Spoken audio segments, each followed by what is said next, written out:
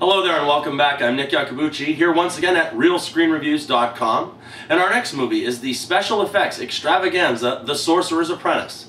This movie opened nationwide on Wednesday, July 14th, 2010, and it stars Academy Award winner Nicolas Cage, Alfred Molina, Jay Baruchel, and Monica Bellucci.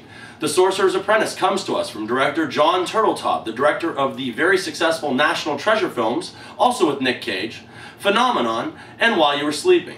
This star and director once again unite with Walt Disney Pictures and producer Jerry Bruckheimer to bring us their third collaboration into the world of adventure, and this time they even bring sorcery and mystical powers as part of the journey given to us.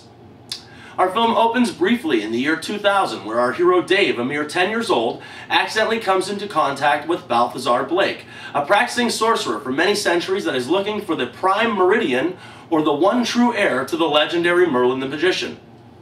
Through no real fault of his own, young Dave unleashes the evil sorcerer Horvath, who wastes no time at all in trying to get his hands on the Grimold, which is a mystical device that keeps very unwanted sorcerers under lock and key, so to speak.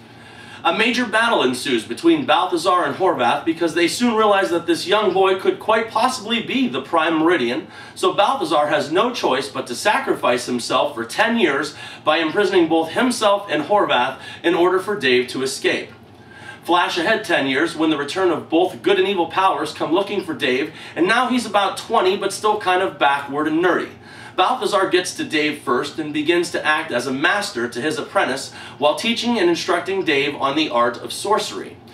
He makes him conjure plasma bolts and control fire all the time that he's learning inside the Circle of Merlin, which was very reminiscent to the Circle of Whatever that Zorro trained in about a dozen years ago. Dave also has a natural talent for physics and also has a very big soft spot for Becky, played by Teresa Palmer. Now, as our story plays on, Balthazar and Dave must keep the Grimold safe at all times because if Horvath gains control of it, he will break open each layer and in turn release a villain every time this happens until the final layer is broken and Morgana can come to power once more. Morgana is a very powerful sorceress that intends to use the ancient devices to raise an army of dead sorcerers that can easily take over the planet and kill all life itself, leaving us in nothing but darkness. Ooh, I'm sure we've never heard that before. Well, people, this movie is nothing but okay at best. I actually really liked the second National Treasure film, but I'm not a fan of the first one. Right off the bat, Nicolas Cage as a sorcerer, I really don't think he fit this part at all. And also, talk about predictable. There is nothing new about this film. I mean, sure, there are cool special effects and the movie looks good, but that's really about it. This is not going to be the word-of-mouth hit of the summer because nobody's going to waste their words on this average, forgettable feature. Then the love interest for Jay Baruchel. Gosh, are you kidding me or what? This could very well be the dumbest romance of the summer movie season, featuring two actors that couldn't find chemistry with the help of a high school textbook. You know, Alfred Molina was very fun and credible, but I would expect that from him being the great character actor that he is.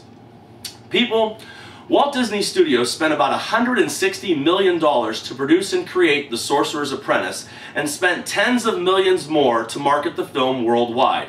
As of this review, this film is going to be one of the biggest misfires of the summer, and it will most likely be a financial failure for the year.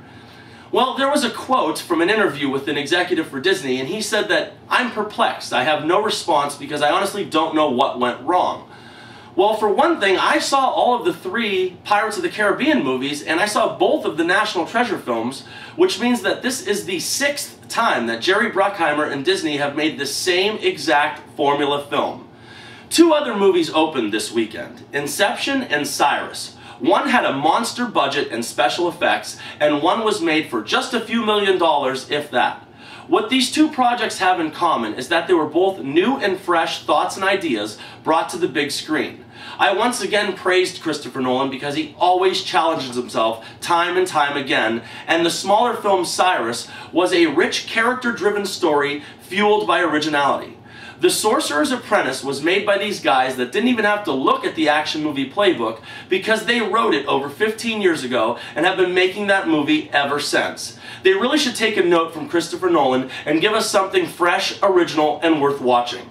At 1 hour and 50 minutes, this was anything but a good film. There's just nothing special about this film, and the one enchanted spell that it cast on me was prior to the beginning of the film, when I got to see the new trailer for the Harry Potter movies coming out this November and next July, which I hate to say was the best part of this movie-going experience. Only 1.5 stars out of 4, and remember people, I'm not always right, only when it comes to the movies. And thank you for your attention.